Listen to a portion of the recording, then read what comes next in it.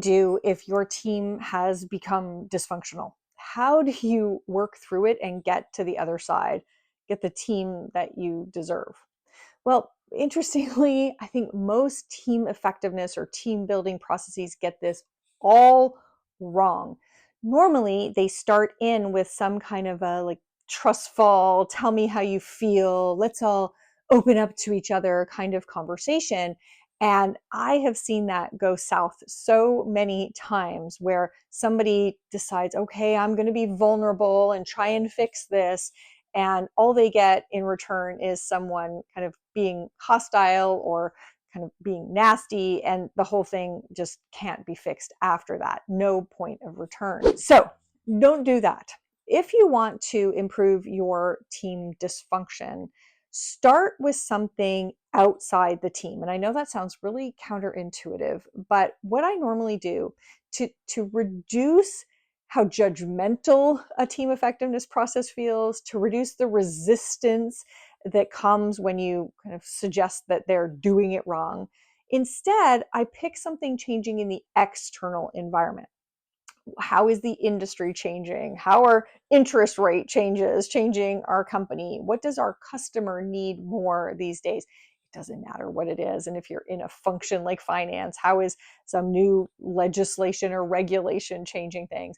Pick something outside the organization that's changing what matters and what's needed from your team.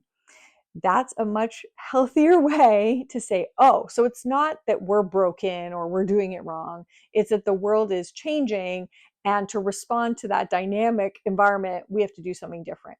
You'll see that people are more comfortable having that conversation, and it's a much less threatening conversation. But in that conversation, you'll probably learn about a variety of things that your team needs to be doing that it isn't, particularly if you're dysfunctional. So start there. It makes a big difference. The next thing that I do with teams when I'm trying to help them recover is to map out the kind of conflict that is supposed to be common in their team. Normally, when you work with a dysfunctional team, their starting point is we're having all this conflict, so it's awful.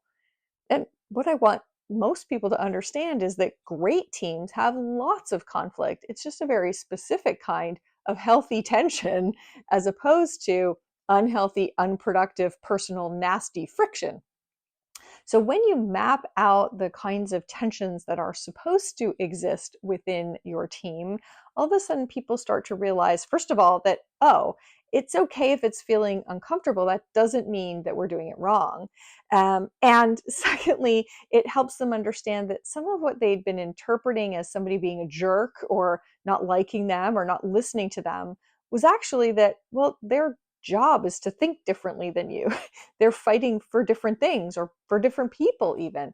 So when you map out the healthy, constructive tensions that are supposed to exist in your team, all of a sudden people can think differently about a lot of the conversations and engage a lot differently. You'll see a lot of that resentment and concern and mistrust starts to slip away. The next thing I do with every team, once we're clear on what we're fighting for, what value we're adding, what the purpose of our team is now to turn to understanding the individuals better.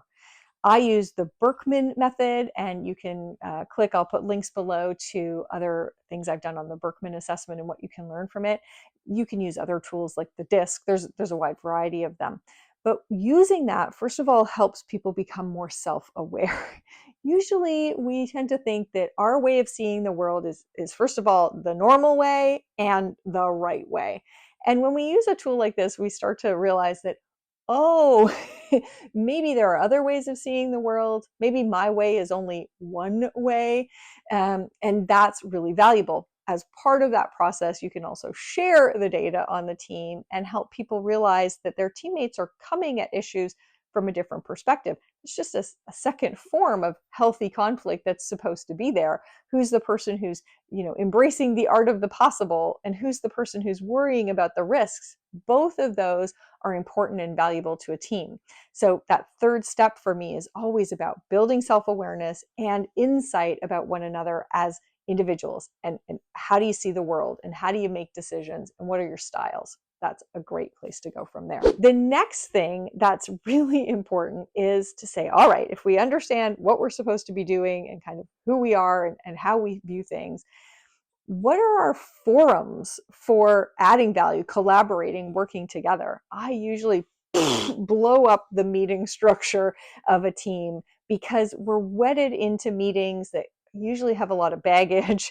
You've been not having the right conversations, or you're talking about the right things but not in the right way. And so blowing up the meeting structure can give you a bit of a reset button, which is really helpful. A reset. So when I do that, I try to split out different types of conversations. When we muddy conversations, so we have, part of a conversation that's supposed to be super strategic and long term, and then we're talking about, who's running the donations for the United Way. When we have very operational and tactical things in the same meeting as very strategic things, it gets very muddied, and we don't do a good job of either. So making sure that you have got the right kind of meetings fit for purpose for what you're talking about, and that each of those meetings then is the right length. If you're talking about strategic things, you can't do that in 30 minutes. So do we have a longer time horizon? If you're talking about operational things and you make that meeting 2 hours, I guarantee you it'll expand to fill 2 hours and you'll all be poking your eyes out with your pens by the end. Keep that one short. I love a huddle for that kind of a thing, to stay standing up.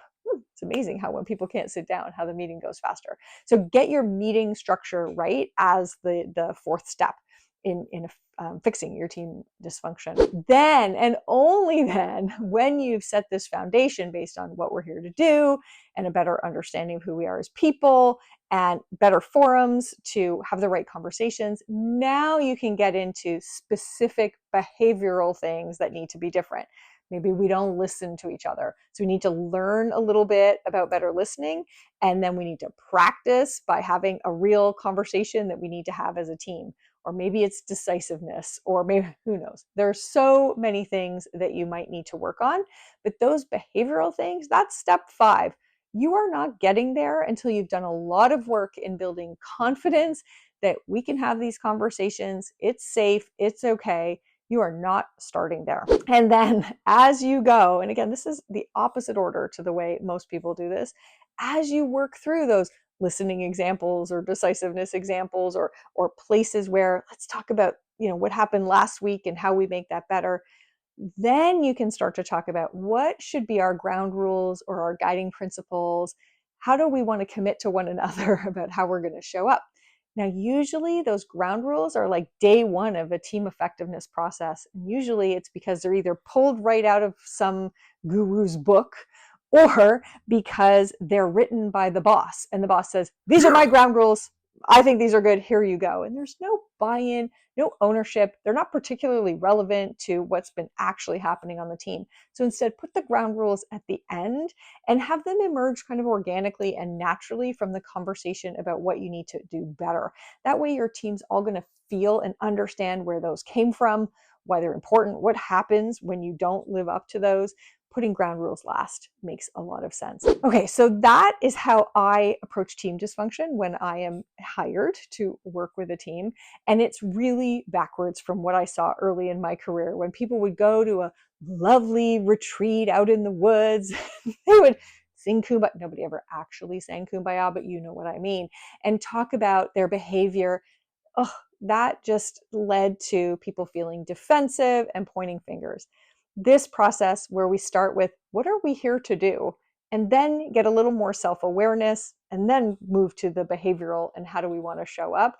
That flipped process is going to get you from dysfunctional team to at least relatively healthy team much more easily, much faster, and a lot more sustainably.